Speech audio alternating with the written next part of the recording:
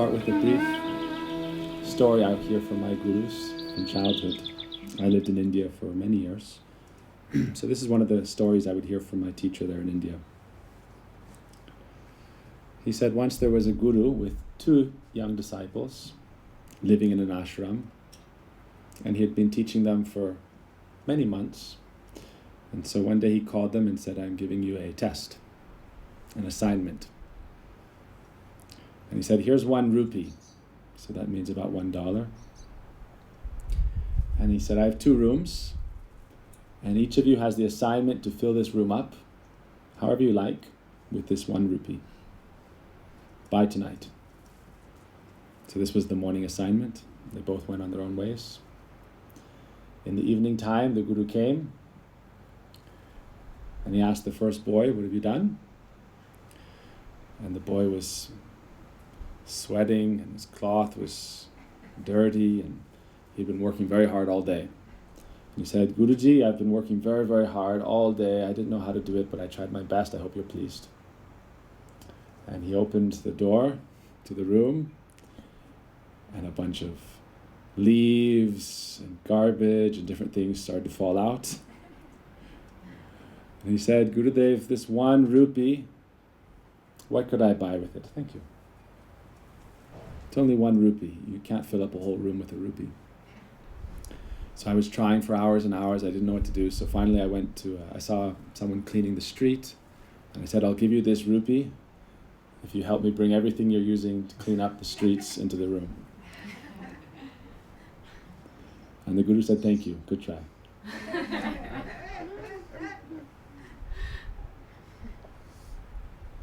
And he smiled and said, good effort.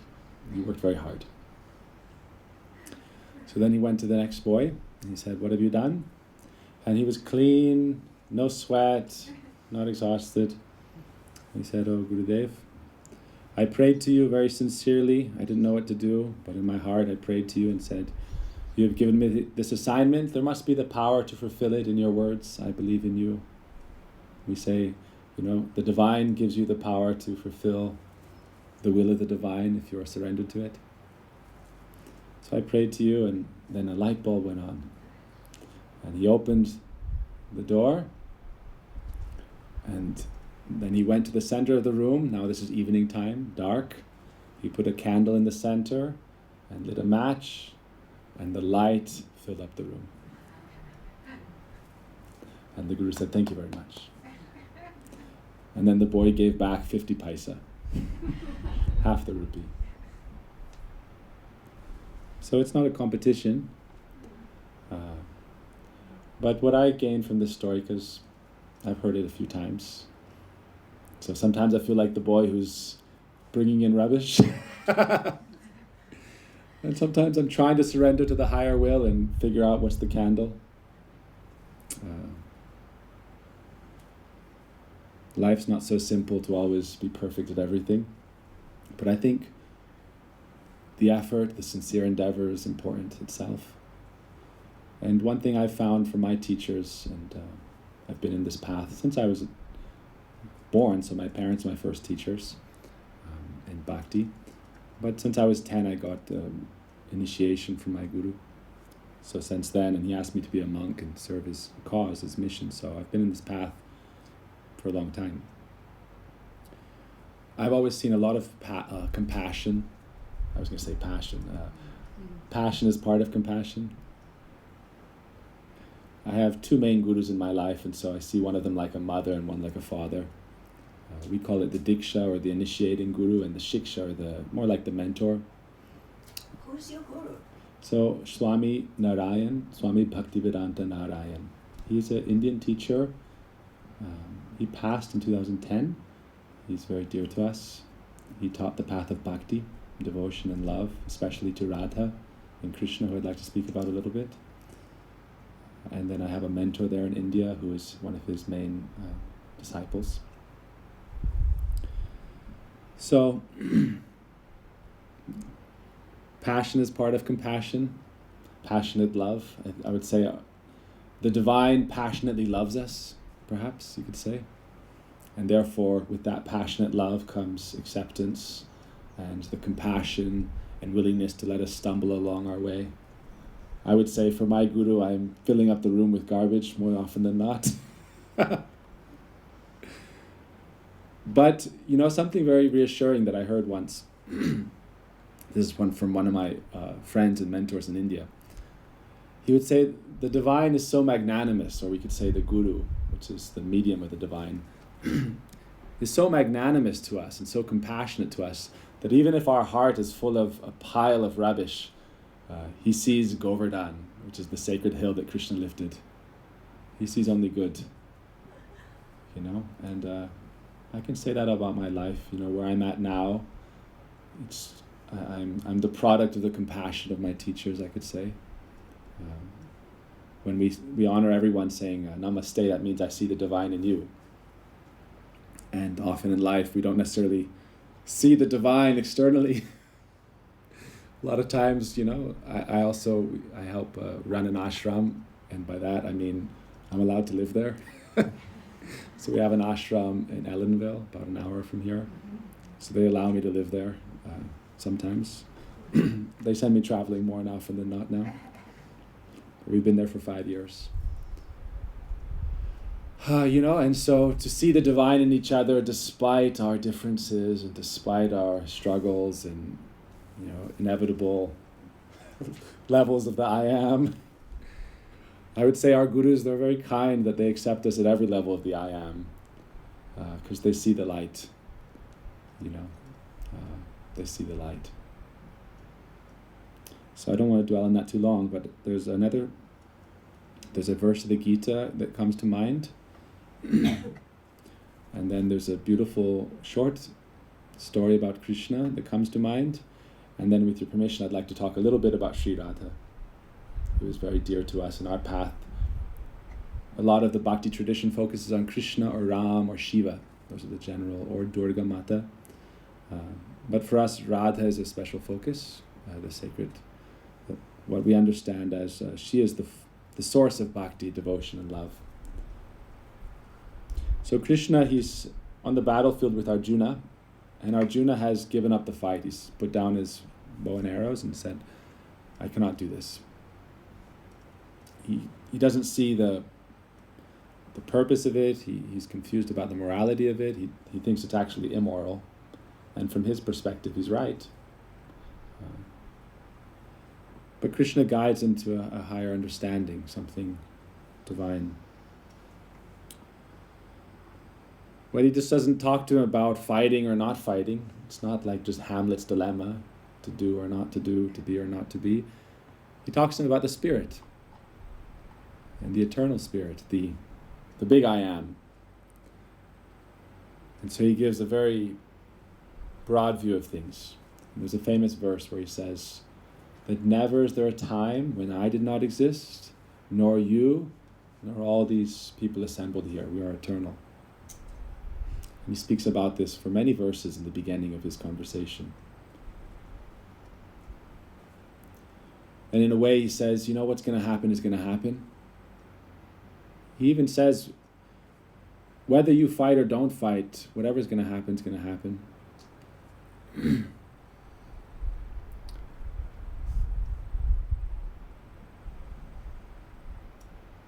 We all have our different duties in life. This is what it was making me think of. We have different responsibilities we perform. And so Krishna didn't recommend him to give up his responsibilities. It's not about war or battle. That was Arjuna's dilemma.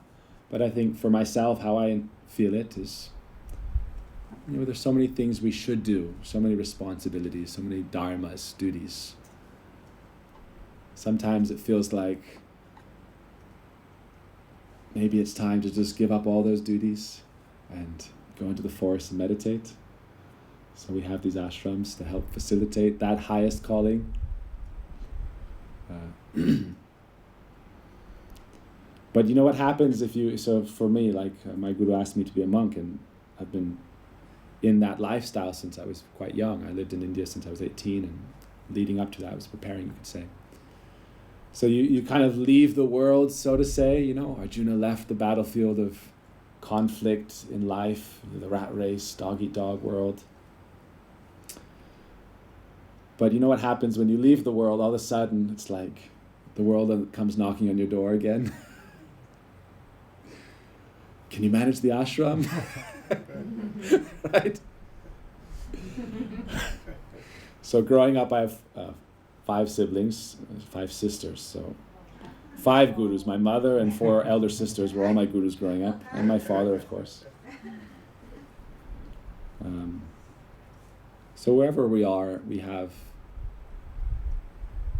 things we can do to better our community, to better our relationships with each other. I would say that is a big part of Dharma, and we shouldn't neglect those. Oftentimes the ones who renounce the external world of material things end up taking higher responsibility for what is actually divine. See, we are all divine, and so taking care and trying to love and look after each other's needs is a divine calling as well. So that's one of the focuses of Krishna, because he does say don't abandon your responsibilities, whether it's as a parent or as a friend or as a partner or in whatever career path you may have. But then he also says, and this is where you find a lot of the spiritual wisdom in the Gitas, don't think it's all just that. And so also you should not forget about your divine calling, which is beyond the temporary shells of the ego body construct. And that's why we had this beautiful fire ceremony, and we had our silent meditation, because this helps us find the inner light. That's the special focus of mine, I would say now. And I talk a lot about finding bliss within. And so we're at the Ananda Ashram, so Ananda is bliss. So how do we find that bliss within? And that is an inner path. I was talking with Radharani earlier today, just mentioning this idea that, the Buddha, he didn't stay in the world managing affairs. He sat under the Bodhi tree and achieved enlightenment. And so Krishna recommends different yogic paths, whether it's Kriya Yoga or Bhakti Yoga or Jnana Yoga or Sankhya Yoga, Dhyana Yoga, Ashtanga Yoga, that we should feel like we can live in such a situation that we can also spend time on our self and our highest calling. One of our teachers would say, self-determination is the key to ultimate spiritual success. That as a human being, we have free will, and we can choose what we want to focus on, and we can make the resolve to evolve. This is my latest catchphrase, just the other day in the ashram. We should resolve to evolve. As a human being, we're at the top of the food chain of consciousness in this world, so that can be good or bad, but as human beings, we should resolve to evolve, that there is something more, there's something that as human beings we can kind of grasp towards, which is the divine, the spirit. So I'll segue into a beautiful story of Krishna. One day, as Krishna was a small boy, he was playing with his friends. That was his occupational duty. His dharma was to play and have fun as a little boy. So he was playing with his friends in the forest, and they saw he was eating the soil, the dirt. Anyone heard this story? So they went and tattletaled. They went and told his mother, your naughty son, he's evolved. Before he would just steal butter, and he would always get in trouble for it. So I guess he sees that the soil is an abundant resource that's free, and he started eating the soil, eating the dirt. That's my commentary. But he's eating dirt, mother. So she comes out into the pasturing field and catches the hand of her son and says, "Oh Krishna, is it true? Have you eaten dirt?" And he says, "No, mother." And she says, "But your brother also says you've eaten dirt, Baldao, and your friends, Sridham, Sudam, Madhumangal." And he says, "No, mother. Krishna is the divine who is also playful and sometimes very naughty." If you ever feel like the universe is playing games with you, maybe Krishna's behind it. Transcendental trickster, lover. So she says, you have to prove it to me, you have to open your mouth. Let me see inside. So the divine Śrī Krishna, little boy, opens his mouth. This is how we start Om. Let's do an Om.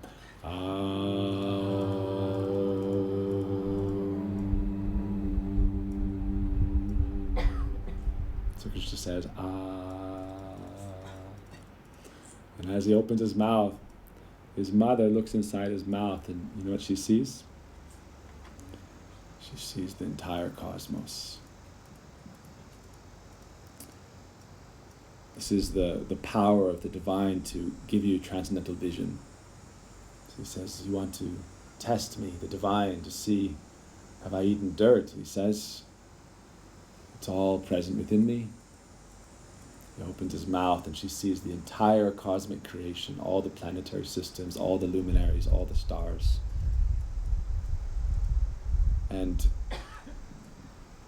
it's like she is pulled into a visual journey of existence. And where are we in that? So in that visual journey, she sees everything, but then it pulls her into her present moment. We have Ram Dass. What does he say? Be here now. Don't worry about the far future. In her vision, she's pulled to the very present moment. And she sees in Krishna's mouth, what does she see? Herself, standing over her son Krishna, looking in his mouth. And she's lost in that meditation. And Krishna has a big smile. Big smile. And then the spell passes. So there's so much we can meditate upon this. I don't want to give too much commentary because, I think it's important for us to take the time to meditate and to experience things for ourselves. I heard a pastime or a story recently of a guru who would give Gita lessons. Actually, this is from Autobiography of a Yogi, so this is a Paramahamsa Yogananda story. He said he met a guru who would give Gita classes. And the guru would recite one verse in Sanskrit, and they would recite it over and over for about 10 minutes. And then they would all sit and meditate for like an hour. After an hour of meditation, he would break his silence and say, does everyone understand? And someone would say a little bit, and someone would say yes, something, and someone would say not quite, and said, okay, let's continue meditating. Then they would meditate for another hour. Then he would say, does anyone understand? So, part of what I'm touching on from this story is, it was all present inside of Krishna. We are looking at the universe that's outside, and that's called the external energy. But that is coming from the internal energy. It's coming from the divine. And so, if we find that divine, then we can also learn to look within. And there are different paths to finding that within. We practice the path of bhakti, which is, in the Upanishads, there's an example given that in the tree of life, which is symbolized like the body, there's two birds. One is witnessing our actions, which is the super soul, and one is ourself, which is performing our actions and enjoying the fruits of the actions. And then the verse ends saying, as long as we're trying to enjoy the fruits of our external activities, we remain within the duality of material life, happiness and distress, loss and gain, victory and defeat. And this is also what Krishna tells Arjuna. He said, as long as you're thinking you are the I am, that is this little ego, body, mind construct, this little self, you could say, and as long as you're absorbed in the external world of like and dislike, that's the source of the duality of this world. It said we are in this world because of our vasanas, that means our desires and our attachments. And we're attached to the results of our actions. And so we're stuck in this loop, in this game. But it says in this Upanishad account that when we learn to look within and give up attachment to our external actions and reactions, even while doing our duties, which is what Krishna then says in the Gita, be like a lotus leaf, connected to the mud. But the lotus is where? Present. And it has its beautiful Padmasana. Everyone see a beautiful lotus? The word Padmasana, Padma means lotus, and that's because the lotus is seated upon the Padma. Beautiful lotus petal. So that's what we do our meditation for, the kids said this, at work is this, or this is that, all these stress, all the things, the ashram, this, that, the other. But then we come back and we sit and we meditate and we try to focus within. And what Krishna says to Arjuna is, Yo antara sukho antara ramas tatantara jyotireva cha sa yogi brahma nirvanam brahma bhuta adhigacchati. Krishna says that that yogi who learns to not just seek, but who finds joy within, peace within, and light within, they achieve Brahma Nirvana, which means beyond material duality and illusion. For me, the Gita isn't about fighting or not fighting. Krishna teaches acceptance and performance of your duty, but Krishna is transcendently blissful at all times. In a way, he's showing that this is the cosmic dream, and you're in the dream, so you make the best of it. But there's a bliss he's experiencing that is so far beyond it. That connection to the supreme source of unending, boundless, depthless, shoreless bliss that is awakened within.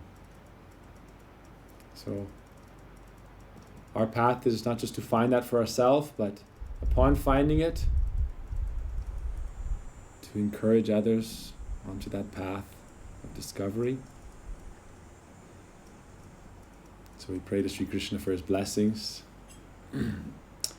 I'll speak briefly about Ananda.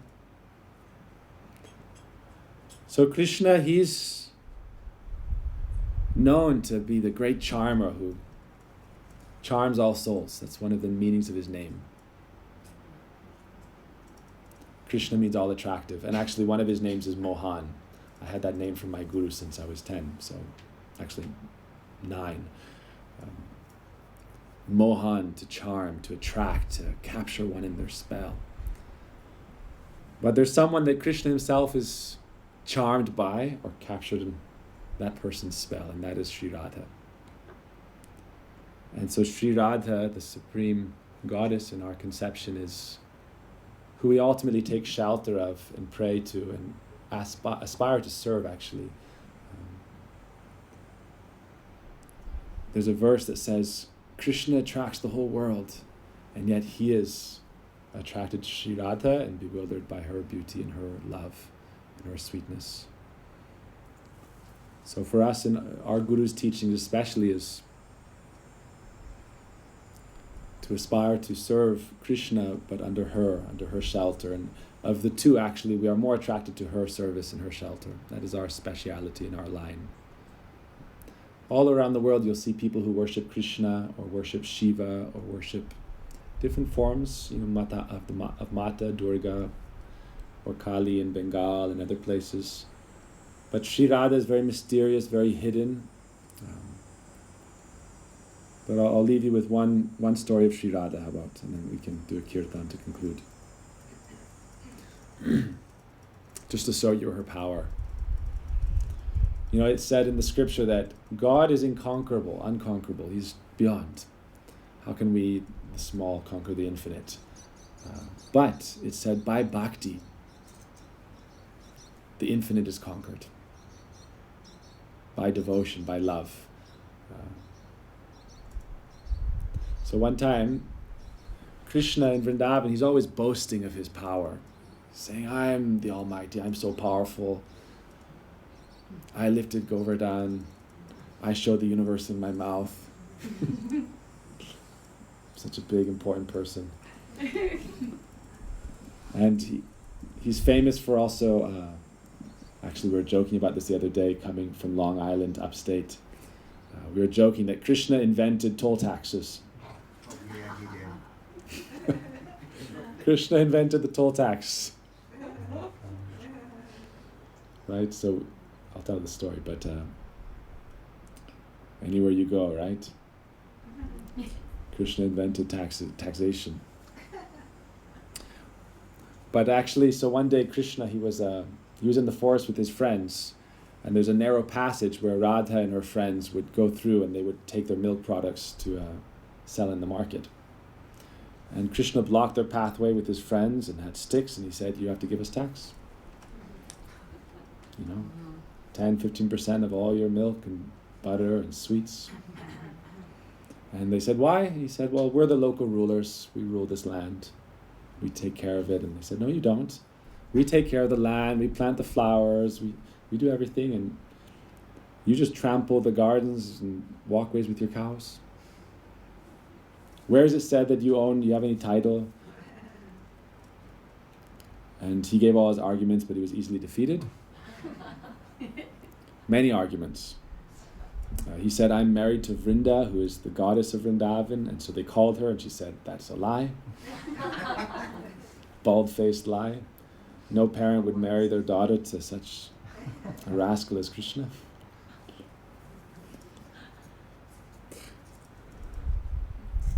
And she said, "I've given this whole forest to Radha. Her name is Vrindavaneshwari, the queen of Vrindavan. So you cannot take any tax." But he said, "You know what? Might equals right. Here I am. I've blocked the pathway. I have all my friends. You have to give us tax." So they all gave some butter and some sweets, and all the boys happily ate. Radharani brought sweets today. Thank you. So after that, the gopis, the milkmaids in Vrindavan, headed by Śrī Rādhā, they were thinking, how can we get Krishna back? So Krishna became very proud and boastful, and he was going around without so many friends. And one day, they set an ambush, all the gopis, all the young maidens.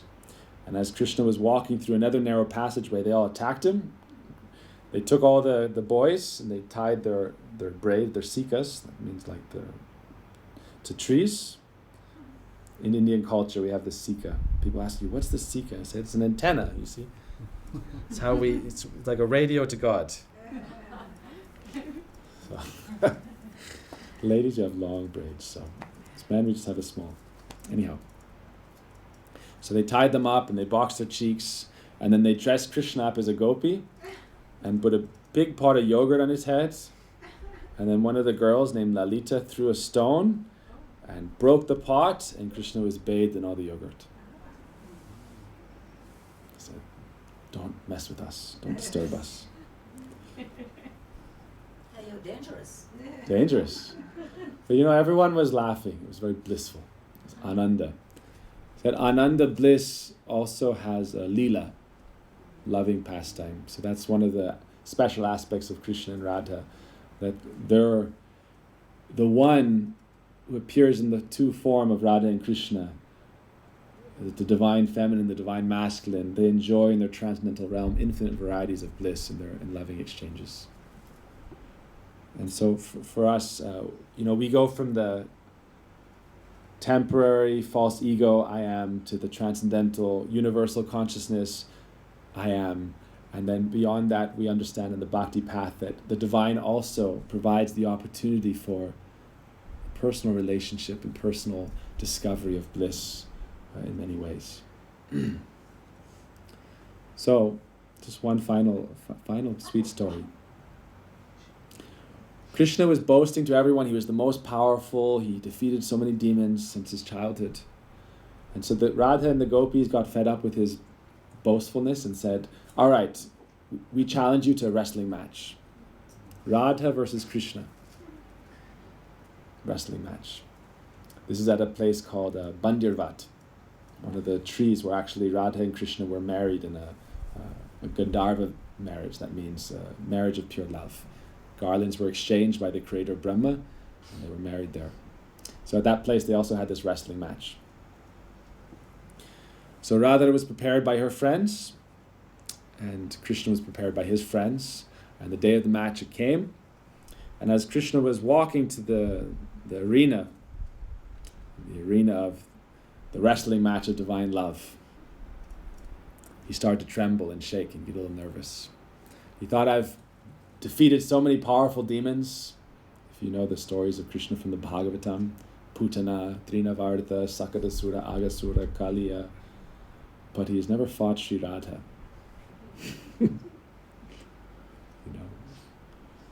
Like men, we can go and do so many heroic deeds out in the world, but be careful. Don't pick a fight with the wrong woman. With your wife, with your mom. You're not going to win.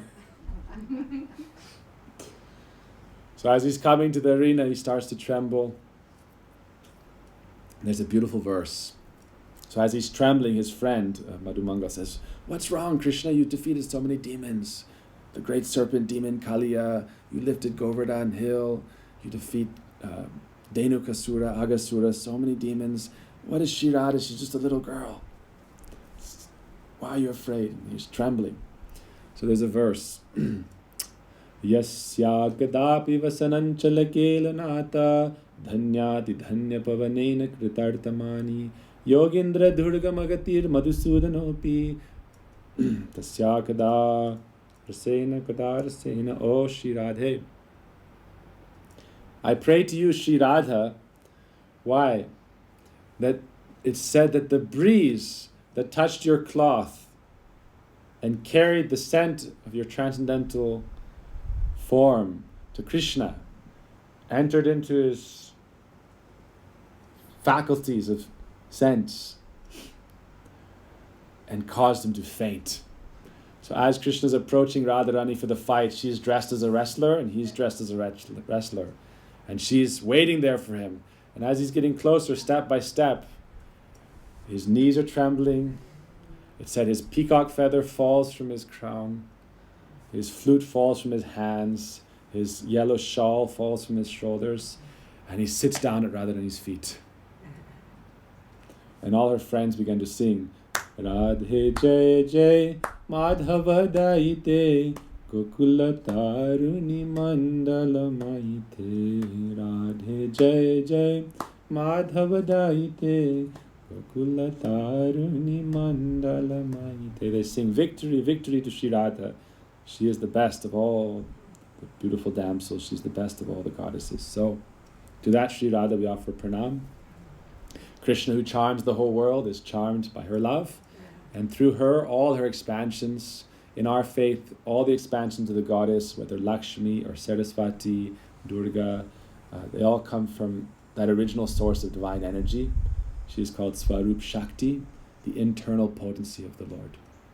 And so when we talk about Ananda, there's Brahmananda, and that's understood to be part of that divine energy of bliss. It is also divine love and divine ecstasy. You can think of it as when you're so joyful and so happy and so blissful that whoever you come in contact with, just by your presence, you uplift their life. That is the quality of the saints, the gurus, the great devotees. Whether they are wearing orange or not, whether they are man or woman or not, whoever they may be, we offer them our pranam. One time Krishna was with Śrī Rādhā, and she was saying to him, I don't know who has made you out of my life. She said to Krishna that your form, your name, your qualities, everything that you are, it's like the Creator made you out of my very life heirs. And to that Krishna responded, he said, actually, I am always within you, Śrī Rādhā. Your love has conquered my heart and encompasses me, that I am actually within you. I could use that, I guess, to conclude, his mother saw the universe within him, right? That we are all within God. We are all within the mind of God. But the divine, as Krishna is saying, if you love me purely, if you connect yourself with me through devotion, then I also become within you. I'm always within you. but you'll be able to see me and experience me and feel me, and that is the seed or the source of bliss, when you can realize the divine and your love with the divine. For me, Krishna, that's what he said to Arjuna, that I eternally exist, you eternally exist. You can choose to merge and be one with me, or you can choose to be one with me in love. To be one with God in love is the path of bhakti. The goal is oneness through love. We're always absorbed in the beloved, in thoughts of the beloved, experiencing the bliss of our love and relationship. So that is our goal, oneness in love. And Krishna said to Radha, ultimately, I am within you. He said, everything in this universe, I'll end with this, everything in this universe is contained within something. So he gives this philosophical idea to Śrī Rādhā. This is in the Brahma Vaivarta Puran. And he says, if you take a tree and you look in the flower of a tree, Krishna says to Radha, in the flower, there's the potential of the fruit, and it's like the fruit is contained within the flower. From the fruit comes the flower. And then he says, but that flower and that fruit is all contained within the branch and the leaves of the branch. It cannot exist without that container, that support. And he says that branch is contained within the tree as its support. And the whole tree of creation is contained within the seed. For us, that seed is just the seed Om Bij. Everything is contained within that. And then Krishna said, the tree is contained within the earth, and the earth is contained within the great universe, and the universe is contained within me. As Krishna opened his mouth, he showed the whole universe within him. But then he said, O Radha, just as everything is within me, I am contained within you in your love. But you have conquered me by your love. So I am always with you. I can never leave your heart. And for us, Vrindavan is that place of her heart where Krishna is allowed to always play. So thank you very much for this lovely evening. Jai Jai Śrī Rādhā.